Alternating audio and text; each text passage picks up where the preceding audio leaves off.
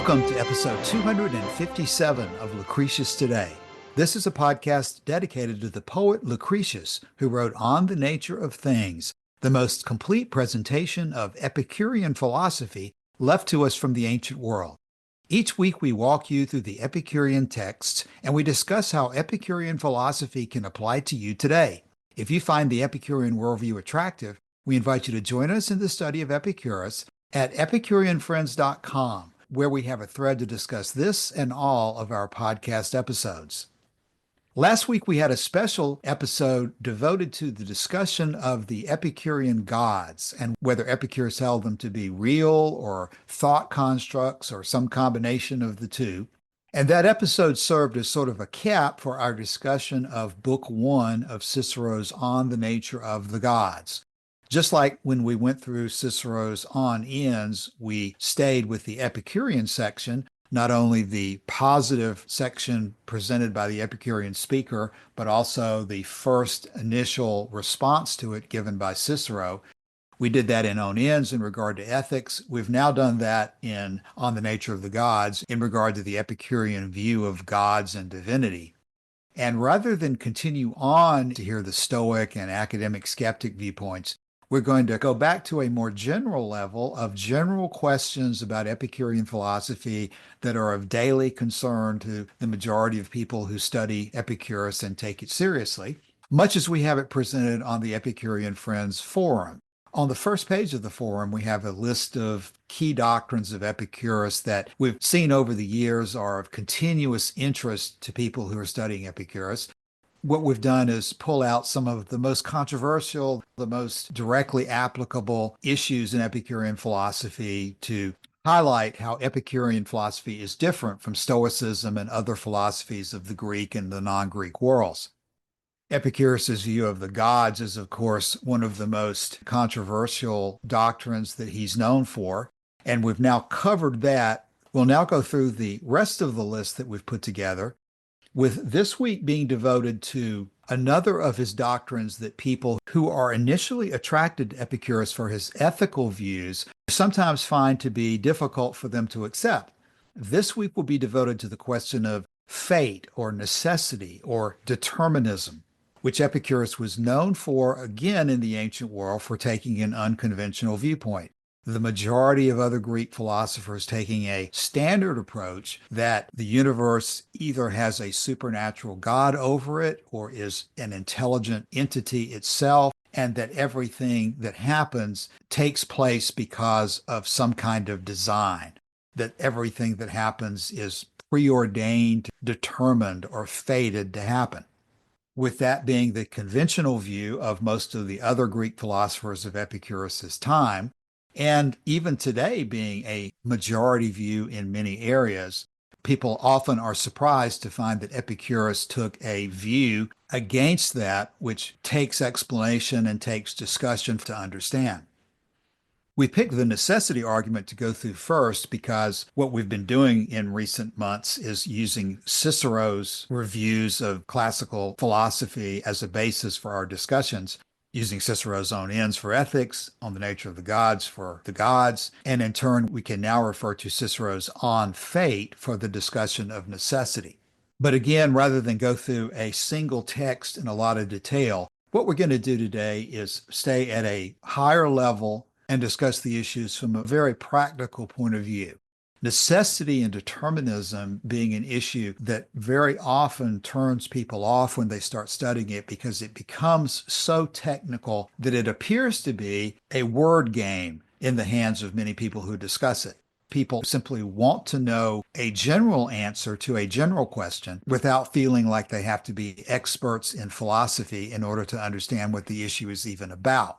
As we go through this issue today and similar high-level issues in coming weeks, that's something that we have to wrestle with ourselves as we present this in our podcast. None of us have read each and every one of the ancient authorities, or modern authorities either for that matter, and so we're not by any means ultimate experts on all of the different arguments that people can make. And yet we, being ordinary people like our listeners, have a need to live our lives and apply Epicurean philosophy in a way that's productive every day that goes by. We don't have the time and the ability to read everything that's out there on all of these issues. And so we just simply have to do the best we can. And that's what we're going to be doing in this and coming episodes. In fact, stating the problem that way is a part of the philosophical issue that's involved in the discussion of necessity.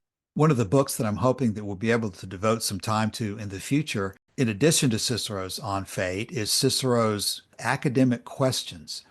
The reason that work is of particular interest is that the part of it that survives starts out by giving us a very general introduction to the principles of Socrates and how they developed in the generations after Socrates through Plato, through Aristotle, through the Stoics in different directions, but largely staying consistent to the Socratic core. One of the hearts of which was Socrates' position that the only thing he was really sure of was that he didn't know anything. The criticism that can be made, and that Cicero did make in his essay on academic questions, is how do you know that what you're saying is right? This is a topic that we discussed last week in terms of prolepsis and the problem posed by Plato in his Meno dialogue, which Plato resolved by saying that we know something to be true when we remember it from a past life. Cicero said in his academic questions about other people, quote, "For as to their assertion that the teacher whom they judge to have been a wise man commands their absolute trust, I would agree to that if to make that judgment could actually have lain within the power of unlearned novices." And then he says, "For to decide who is a wise man seems to be a task that specially requires a wise man to undertake it." In other words, you've got a regression problem that unless you are already wise, it is very difficult or impossible, in fact, for you to judge that a person that you're listening to is wise. But if you're already wise, where did that knowledge come from? Cicero argues, quote, "But granting that it lay within their power for a novice to pass on who is wise, it was only possible for them after hearing all the facts and ascertaining the views of all the other schools as well, whereas they gave their verdict after a single hearing of the case and enrolled themselves under the authority of a single master."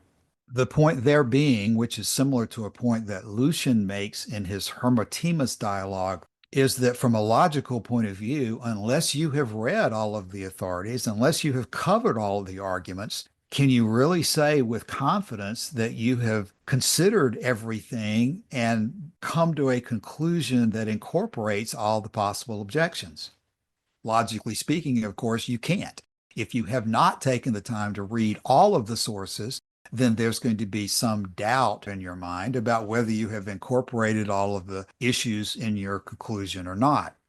Again, though, that takes us back to the question that we have to live today. We cannot postpone the decisions that have to be made until we have time to read all the arguments of every philosopher who's ever lived. One way that people in most of the other schools in Epicurus's time and even today deal with that kind of a question of having to live today, even though they haven't got all of the experience and knowledge they'd like to have, is that they take the position that things that happen in the world are fated or are necessary or are determined ahead of time. And that's why questions like necessity remain important to us today. Even though many people in educated circles no longer follow the traditional Abrahamic religion viewpoints and consider the idea that there is some supernatural God controlling everything that happens, they consider that to be obsolete.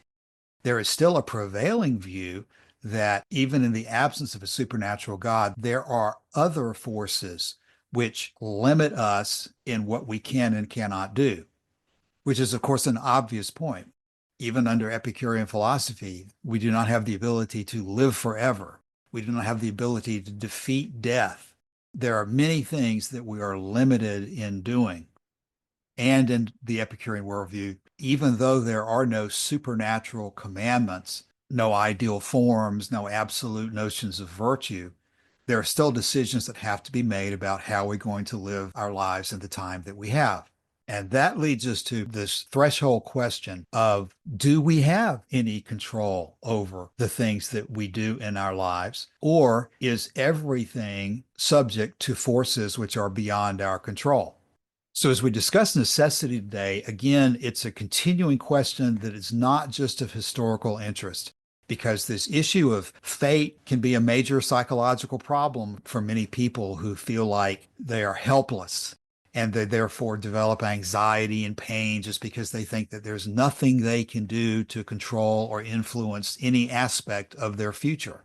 That kind of an idea leads people to basically throw up their hands and do nothing to attempt to take charge of their own lives or to influence their own future. And it creates conditions in which many people just simply give up trying. And in default of trying themselves, they end up accepting what other people tell them to do without thinking that if they themselves have no control over their own willpower, then these other people also as well are in the same boat that they are.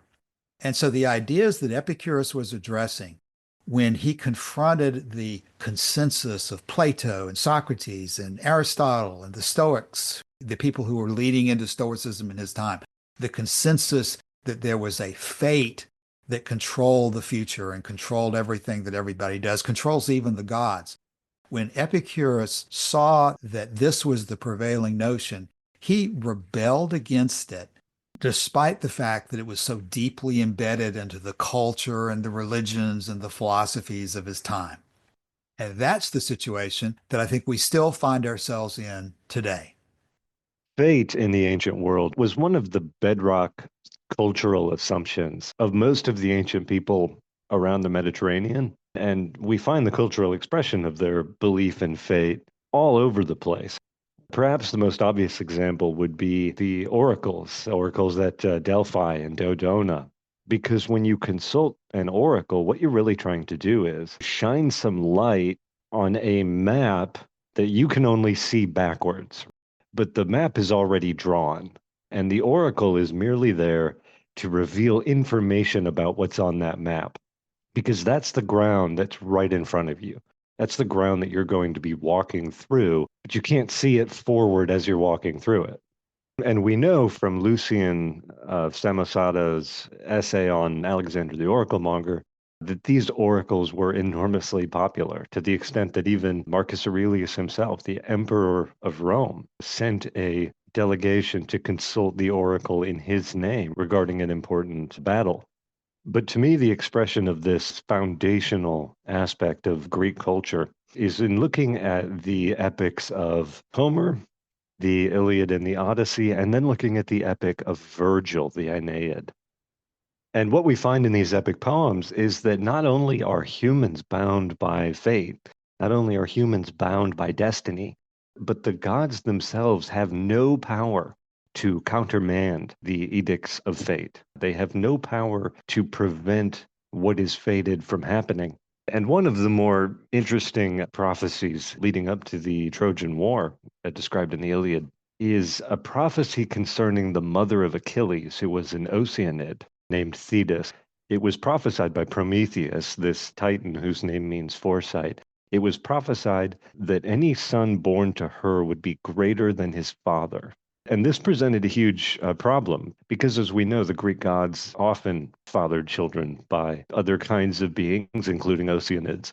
And so for Zeus or the other Olympians, the idea that he might accidentally, through various means, have a son by Thetis, and that that son would grow to be stronger than he is and overthrow him in exactly the same way that he, Zeus, overthrew his father, Kronos, who in turn overthrew his father, Ouranos. This is a terrifying prospect for an Olympian god. This would mean the end of the reign of the gods. And so they have to be very careful to stay away from this woman. And so when a hero named Peleus caught her eye while he was on the journey with Jason and the Argonauts, a very famous story. The most well-known telling, I think, is by Apollonius of Rhodes. While he's on that journey, he looks into the water over the side of the Argos, the ship that they're on, catches her eye, and then later he's training under this centaur, Chiron, who is sort of a mentor to heroes in these stories. And he's still thinking about this Oceanid that he saw so many years ago. And Chiron says, well, she happens to be my cousin. I can probably find her. So they meet and eventually they marry. And this is very pleasing to the gods because now they know she's off limits. I don't have to worry about fathering a son by her that will be stronger than me. Of course, the son that does get fathered by Peleus is Achilles. And Achilles goes on in the Trojan War to become the greatest hero of the age. The second prophecy concerning Achilles was that if he went to Troy, he would die there, but his name would live forever. If he didn't go to Troy, he would live a long life, he would father many children, he would have many grandchildren, but soon after his death, his name would die with him. And so, wrapped up into this idea of fate, you now have the idea of fama, reputation. You now have the idea of the search for fame among these heroes, because it was this search for fame that would ultimately lead to them being sorted off into the happy isles in the underworld rather than into the place where everybody else goes. And that is very famous among literary sources all the way up through today. Anyway, so to make a long story short here, Achilles, greater than his father, prophesied to have victory at Troy. It was prophesied by Nestor to Agamemnon that they could not take Troy without Achilles, even though Agamemnon and Achilles didn't get along and he didn't really want him. Achilles eventually, after the death of Patroclus, has a new suit of armor made by Hephaestus himself, dons it, and in a duel with Hector, he kills him. And this is about where the story of the Iliad ends. After the events of the Iliad, they go through this whole business of building the Trojan horse and pretending to flee, but actually they come back and finally they do conquer the city. Achilles is shot in the heel, he dies. On the way home, you have the story of Odysseus, who is fated, prophesied, to be delayed in getting home by 10 years. And the whole story of the Odyssey is a story of all of the absurd and ridiculous events that have to happen in order for him to be delayed from getting home for 10 years. And you might think that that was the end of the story, but Virgil, writing in the late 1st century BC and the early 1st century AD, is now trying to tap into fate as a cornerstone of Greek and now Roman culture. He's trying to tap into fate and the idea that Rome will be a great power. Now, of course, at the time, Rome was already a great power. It didn't have as much land as it would go on to control under Trajan and Hadrian, but it was already a great power. So he's sort of rewriting the history of Rome and plugging it in, and he wasn't the first to do this, plugging it into this story of fate as it came down through Homer, through the Iliad and the Odyssey. And in Book 5 of the Aeneid, we have Venus offering a prayer to Neptune, trying to get Neptune to intervene to provide safe passage for Aeneas and his crew to get to the Tiber so they can found the city of Rome. And this is what she says. Stern Juno's wrath and breast implacable compel me, Neptune, to abase my pride in lowly supplication. Lapse of days, nor prayers, nor virtues, her hard heart subdue, nor Jove's command. Even Jupiter cannot command another god to change their mind about something. This is one of the rules of the magic of the gods. Nor will she rest or yield at fate's decree. Well, this is different. The gods themselves are powerless before fate. So even though Venus is saying here to Neptune that Juno will not rest or yield at fate's decree, we know, because we know that fate is infallible in these stories, we know that Juno is ultimately going to lose that argument. But Venus is trying to do a workaround here by getting Neptune to open up a sea lane so that he can get Aeneas and his crew to the Tiber. And she continues, her execrable grudge is still unfed, although she did consume the Trojan city, Phrygia's midmost throne, and though she has accomplished stroke on stroke of retribution. But she now pursues the remnant, this last group or ship or crew of Trojan nobility trying to make a life for themselves elsewhere. the ashes and bare bones of perished Ilium, Ilium being Troy. And she goes on to say, behold, but now, goading to evil deeds, the Trojan dames, she basely burned his ships, Aeneas' ships. He in strange lands must leave the crew of his lost fleet behind. Oh, I entreat thee, Neptune, let the remnant sail in safety o'er the sea and end their way in Tiber's holy stream. If this my prayer be lawful, and that city's rampart proud, be still what fate intends. This one scene in the fifth book of the Aeneid tells a whole story about how fate works in these myths and legends. And to the extent that one god, one Olympian god, has to supplicate another Olympian god in order to find a way to, number one, get around what a third Olympian god has intended, but also to ensure that what fate has decreed is carried out. And Venus, of course, goes on to be the patron goddess, not just of Rome, but also of Julius Caesar and his family, who was thought to have been descended from Aeneas. And of course, she figures centrally as a feature in Lucretius's proem to Book One, the Hymn to Venus. Okay, that probably went on a little longer than I intended to, but that sets up the story of fate in the ancient world. We see it in drama. You see it in the Oedipus cycle, the Theban plays. You see it in the story of Jason and the Argonauts, the Argonautica, which I've already mentioned. All of these stories from the ancient world are crossed by destiny. They're crossed by fate. And what fate decrees, no one, not even Zeus himself, has the power to countermand. And certainly humans have no power to countermand it. And one of the themes of fate in all of these stories is that the more you try to avoid it, the more you run right into its arms. This comes from William Somerset Maugham, I think was his name. He was an English writer. And he wrote a story called Appointment in Samara. There was a rich man who sent his servant into town to the market to buy provisions.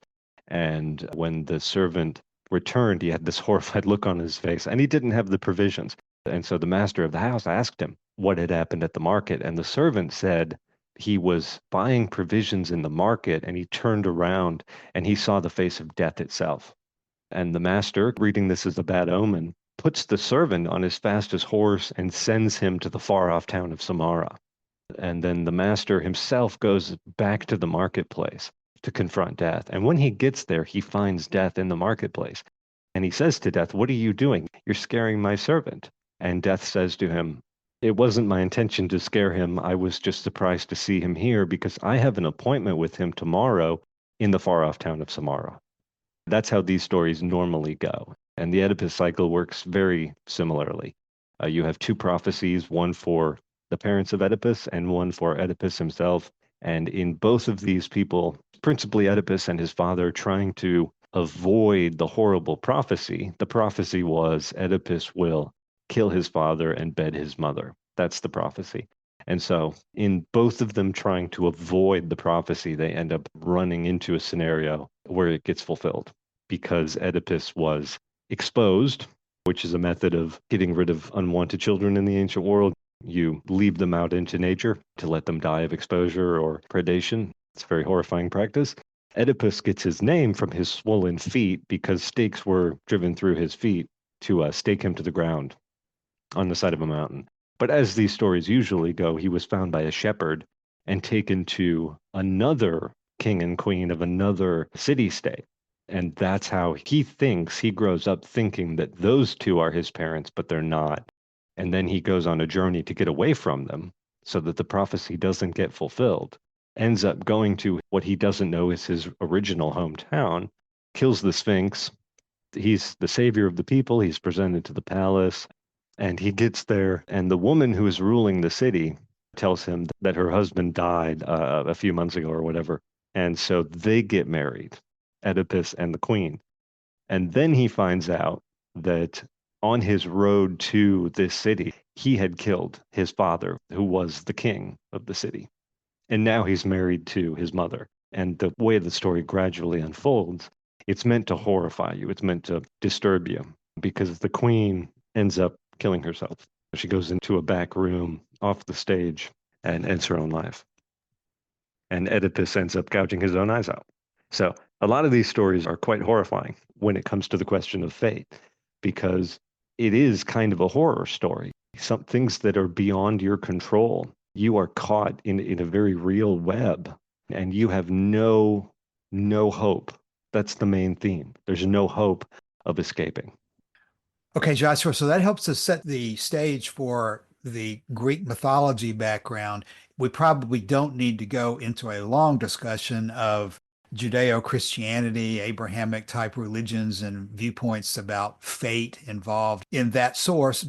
What I think about is in terms of predestination and John Calvin and views within the church about how everything has been happening as it was set in motion from the beginning of time. I made the point at the beginning of my earlier discussion about prophecy. And again, with prophecy, you're trying to reveal a future that is already fated to exist. And to some extent, this is kind of a difference I see in the Old Testament versus the New Testament, but I'm sure that any Christian theologian would dispute everything I'm about to say. But what I see in some of these stories, particularly in the way that the coming of Jesus is said to have been prophesied in the earlier books, the way in which the coming of Jesus is claimed to have been prophesied already in the Old Testament, it kind of taps into this broader culture around the Mediterranean at the time, which is, you go to prophets and oracles because they've been given the power of foresight. They've been given the power to reveal the path that is already in front of you. You just don't know it. And so what I see Christianity doing in that respect essentially is kind of trying to have it both ways. You have prophecy, which to me implies some level of fate, some level of things are already determined. God has a plan and so forth. But they coupled this with a sort of radical view of free will, which is you are responsible not only for your own sin, but for this heritage of sin that started with Adam. And what you need to do now is believe the claims of the Gospels, as apparently absurd though they may be, in order to secure an eternity of bliss beyond the grave. And the alternative, of course, is an eternity of pain and torment and punishment beyond the grave. And so, in making free will a central part of Christian theology, you kind of see that fate has a diminished role compared to the role that it has among the Greeks and the Romans. You do have schools like John Calvin, but even with that, you'll go on the internet and see people trying to explain every inch of predestination or double predestination out of his theology while still holding to the doctrine themselves. So I find that a very difficult and thorny question. Logically, it would seem to me that you can't predict the future unless there's some force of fate or necessity that's bringing it into effect. They go hand in hand, which is why Cicero had a separate work on divination along with his work on fate, because they do seem to go hand in hand. And so, in addition to what you're talking about there, Joshua, in terms of the major religions that still are influential today, you've got people who believe in astrology, who think that the stars have an influence over the future. Going back to the Roman and Greek periods, we have Cicero in On Fate saying, quote, hence, if, while it is consistent for the Stoics, who say that all things happen by fate, to accept oracles of this sort and all the other things connected with divination, yet the same position cannot be held by those who say that the things which are going to happen in the future have been true from all eternity. Observe that their case is not the same as that of the Stoics, for their position is more limited and narrow. So we have this idea of a force of fate or necessity embedded within the Greek culture from the Homeric myths and the other aspects of mythology that we're familiar with from the Greek world. Those were carried into the philosophies of the time through this idea that the elements which make up everything that we see around us are not themselves the source of what happens, but that there is an external force that acts on the elements to cause things to happen.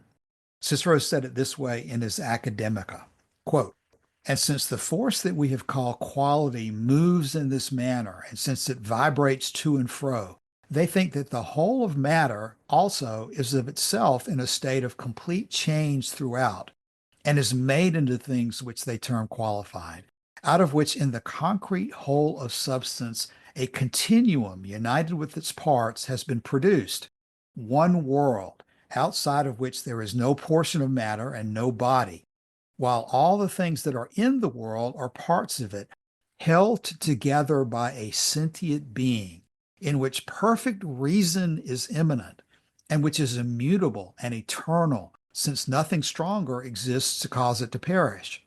And this force, they say, is the soul of the world, and is also perfect intelligence and wisdom, which is entitled God, and is a sort of providence, knowing the things that fall within its province, governing especially the heavenly bodies, and then those things on earth that concern mankind. And this force they also sometimes call necessity, because nothing can happen otherwise than has been ordained by it under a fated and unchangeable concatenation of everlasting order. Although they sometimes also term it fortune, because many of its operations are unforeseen and unexpected by us on account of their obscurity and our ignorance of the causes. So that's sort of a summary of the standard position that all of the other Greeks were holding, including also Democritus, Heraclitus, Empedocles, and Aristotle, according to Cicero's On Fate. So again, the philosophical religious consensus of Epicurus's time was that there was an overriding force of fate or necessity. We call it today determinism, but whatever word you use to describe it, that there is a force that sweeps us along as if we're caught in a flood of a river against which we have no ability to fight. That perhaps we could influence our mind's attitude towards these events, and that seems to be the direction that the Stoics went in thinking that we have some control over our ascent, the way we deal with and think about these things that happen to us. But the general overriding point of all of this is that under the standard philosophical positions, God, necessity controls what is going to happen, and we are not in control over our lives. Epicurus, on the other hand, rejected that along with the whole framework of the nature of the universe. And that rejection came through Epicurus's adoption and then modification of the atomic theory from Democritus and Leucippus. While Democritus and Leucippus had been atomists, they had also been determinists, taking the position that the atoms move mechanically and that there is no way to break out of the mechanical back and forth type of actions of the atoms. One of Epicurus's most distinctive doctrines is to reject that point of view and say that there is a swerve of the atom which allows at least intelligent beings to break free of this source of necessity. And so Epicurus says in his letter to Menorchius at line 133, "For indeed, who think you is a better man than he who holds reverent opinions concerning the gods, and is at all times free from fear of death, and has reasoned out the end ordained by nature? He understands that the limit of good things is easy to fulfill and easy to attain, whereas the course of ills is either short in time or slight in pain. He laughs at destiny, whom some have introduced as the mistress of all things." As a scholium it is recorded, he thinks that with us lies the chief power in determining events, some of which happen by necessity, and some by chance, and some are within our control. For while necessity cannot be called to account, he sees that chance is inconstant, but that which is in our control is subject to no master, and to it are naturally attached praise and blame. Now, that section I just quoted is a combination of what Epicurus said versus scholium that has been attached to it over the intervening years. But there's a lot of evidence that this is what Epicurus's position was. Some things are caused by necessity, but not everything. And that's really the big distinction that has to be thought about. Those who advocate determinism and necessity in its truest form are taking the position that everything happens by necessity. Epicurus is not taking the position that nothing happens by necessity because he readily admits that some things do happen by necessity. But he also says that some things are not caused by necessity. And here we can begin to deal with a common issue that's brought up in many of these discussions about necessity. When you go to YouTube, when you go read common discussions, you'll find that the issue is often framed as all or nothing. Those who advocate determinism are absolutist in taking the position that everything happens by necessity. In arguing against the other position, those determinists will frequently caricature Epicurus's position as calling it free will, as if everything is open to our control. That, of course, is not Epicurus's position. Everything is not open to our control. We cannot live forever. So therefore, death is an example of something that clearly within Epicurean philosophy is beyond our ability to control. Epicurus talks in his letter to Herodotus that there are many things about the way the universe operates that were set in motion from the beginning of when the worlds were first created, and that those things do happen mechanically. So, in contrasting the Epicurean position to the standard determinist position, it's not an all or nothing proposition. In responding to the determinist, Epicurus is not saying, I disagree with you, determinist. You're saying that everything happens by necessity. I'm saying that nothing happens by necessity. That is not Epicurus's position. Epicurus is saying, you're wrong, determinist, in saying that everything happens by necessity, because there are, in fact, some things that do not happen by necessity. And in fact, some things are under our control and some things are purely accidental. But you're wrong in saying that everything happens of necessity. Yeah, what I connect this to, and what I'm thinking of right now at least, is you used to go to the mall and there would be this big cylinder, and on the top of it, it was like a dish that funneled into a hole at the bottom, and you would put a coin into a track and it would roll down and it would just circle the hole for quite a while. But eventually, we know it's going into that hole, right? When Epicurus in the letter to Herodotus starts talking about the heavenly bodies, their turnings and eclipses and risings and settings, and kindred phenomena to these, we must not think that these are due to any being who controls and ordains or has ordained them, and at the same time enjoys perfect bliss together with immortality.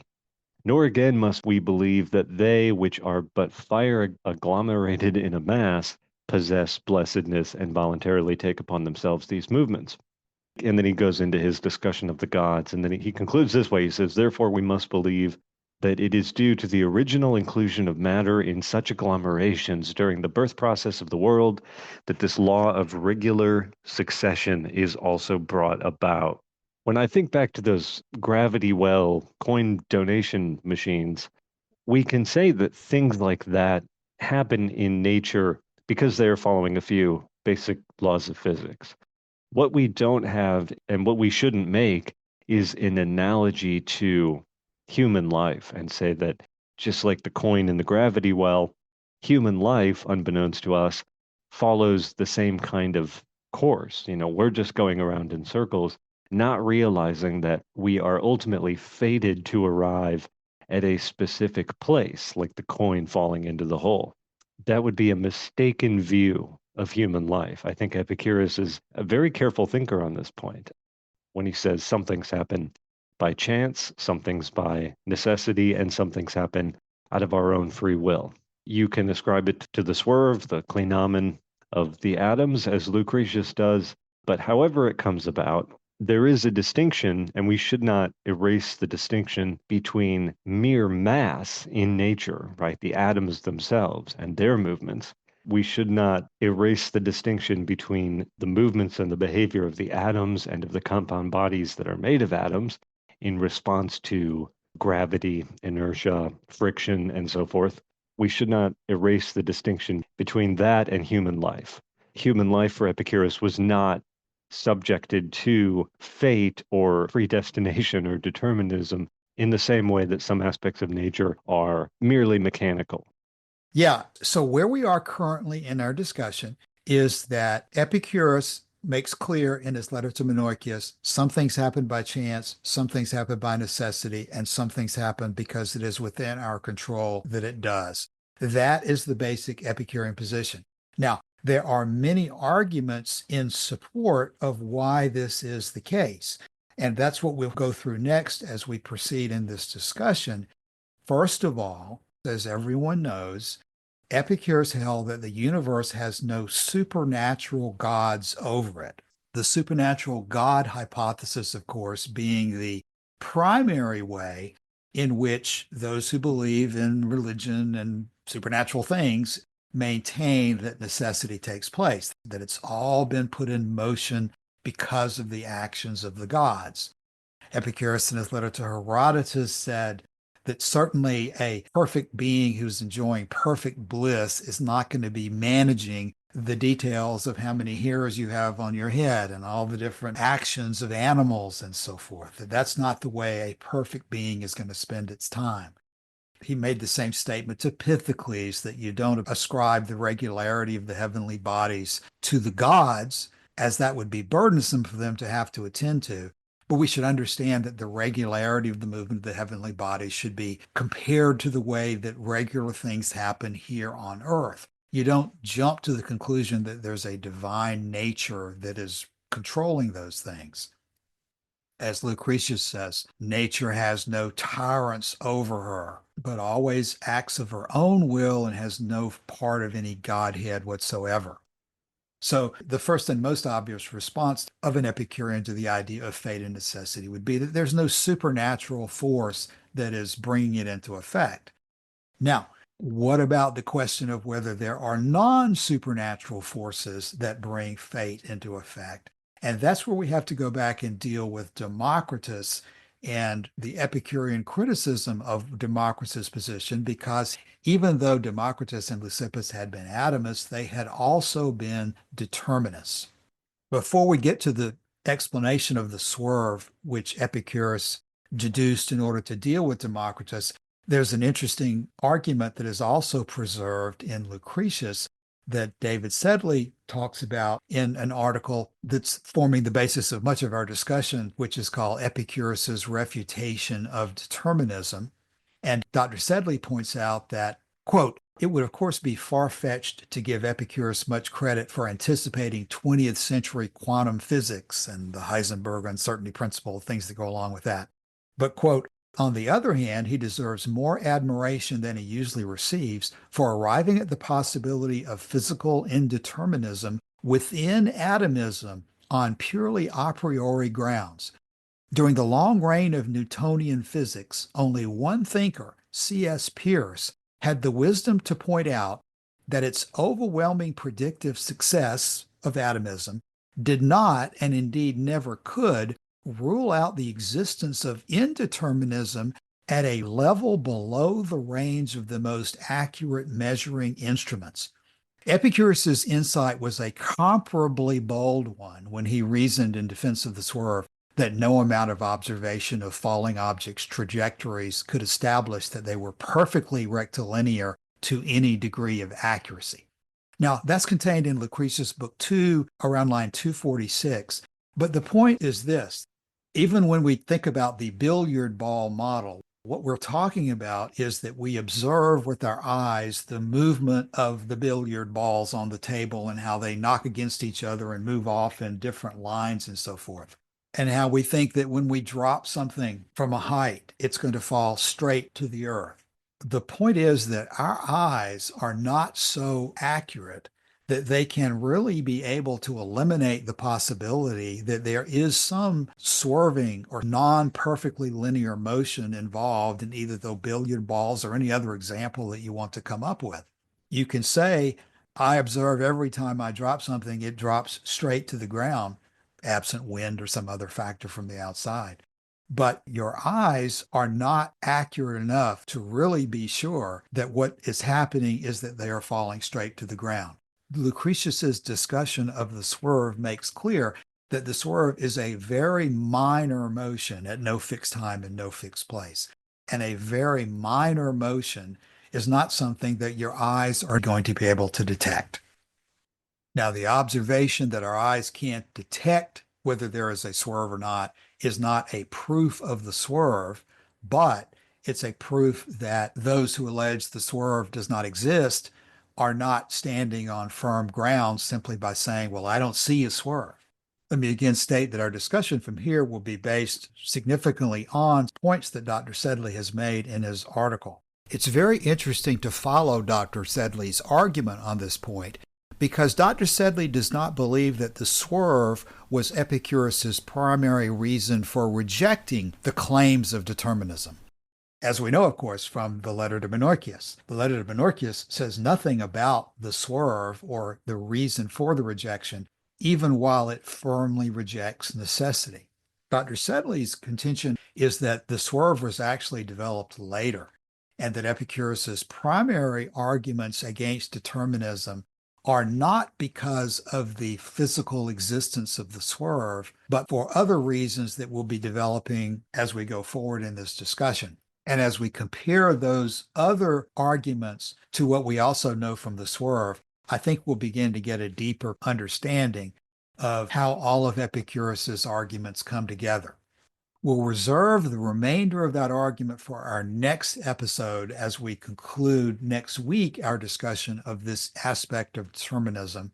But for today, let's just summarize where we are so far by emphasizing that this is an extremely important issue for Epicurus. It mirrors Epicurus's rejection of skepticism, but the contention of other philosophers and the contention of religions that God necessitates everything that happens, or even that atoms alone necessitate everything that happens, is something that would pose an insurmountable obstacle towards your taking action to live happily, if in fact it were true. It's therefore necessary to have confidence that it's not true. And Epicurus developed a series of arguments that allow anybody who's concerned about this issue of necessity to have a reasonable and reasoned argument about why they can and should, in fact, act to take control of their own experiences, to take control of their lives, and act to live happily and not just be swept along by the floods of life. So what we've discussed today, again, is why does this question of fate, necessity, determinism matter? We've pointed out also today that it was deeply embedded in the religion, the philosophy, the mythology of the Greek and Roman world. We've also pointed out today that Epicurus rejected it, that he held that not everything is controlled by necessity. What we still have to do is point out the details of additional arguments that Epicurus raised to support his contention that some things are not controlled by necessity. We're aware of the swerve, but there are other aspects and other arguments in addition to simply the existence of the swerve that need to be discussed. But before we close, is there anything else that makes sense to talk about today on what we've discussed so far? So today we've dealt with one aspect of the problem of determinism, which is this idea of a mechanistically determinist billiard ball universe, was the phrase you used, Cassius. We're going to have to find a way also to deal with modern ideas surrounding this issue, in part because nobody ever thinks, well, I was trying to go to the grocery store this morning, but due to a series of blows of atoms on my car, I ended up at the McDonald's drive-thru instead, right? Nobody seriously, I don't think, thinks that happens. Modern theories of determinism are far more sinuous, aren't they? They're far more difficult to get a handle on. And because they're more difficult to get a handle on, they're also more difficult, I think, to refute. David Sedley's article does a very good job of dealing with the problems of determinism that Epicurus is partially solving with the swerve and partially solving with other arguments, and you've introduced a few of them. But these modern theories of determinism, I find, are more challenging. And so as we go into next week, we're going to have to find some way to deal with that. And that's going to require more reading on my part, I think. So it's a call to action next week as we discuss this physical determinism to also get into other aspects of the question. Joshua, that's a great way of describing the problem. And I think it really encapsulates where Dr. Sedley is coming from with his position and why, interestingly enough, for those of us who've read a lot of Lucretius and followed the swerve as so much a part of Epicurean philosophy, why I think Dr. Sedley is right that the swerve may have been almost an afterthought for Epicurus in regard to determinism. that the more interesting, the more far-reaching arguments are not a matter of thinking about how atoms move, because as Dr. Sedley points out, you really cannot explain by thinking that the atoms swerve how, in fact, that really brings about any amount of free will. There's always going to be a disconnect between attempting to describe the mechanisms in detail with the final result, which is what we often call the emergent property of the way the atoms are moving. There's truths at both levels, as Dr. Sedley points out. And Epicurus, it seems, was not primarily focused on the swerve as the explanation for his position. That's where we're going to be going next week, because there are logical and reasonable inconsistencies with the determinist position that are more persuasive in dealing with these arguments than the issue of the swerve. Epicurean philosophy is an optimistic perspective on life in which you can control to a large degree what is going to happen to you. You do have influences. You're not a total plaything of the universe, neither of mechanistic forces nor of supernatural gods. And Epicurus provides a way of understanding this at a practical level that allow you to go out, and even if you've not read every philosopher who's ever talked about determinism, to see that there is a very practical perspective that you can adopt and then follow to make decisions that influence the course of your life and lead you to live more happily than you would if you just decided to be tossed along the riverbed by the onrushing waters. That's what we'll deal with next week. In the meantime, drop by the forum and let us know if you have any comments or questions about our discussion this week or anything else in regard to Epicurus. As always, thanks for your time. We'll be back soon. See you then. Bye.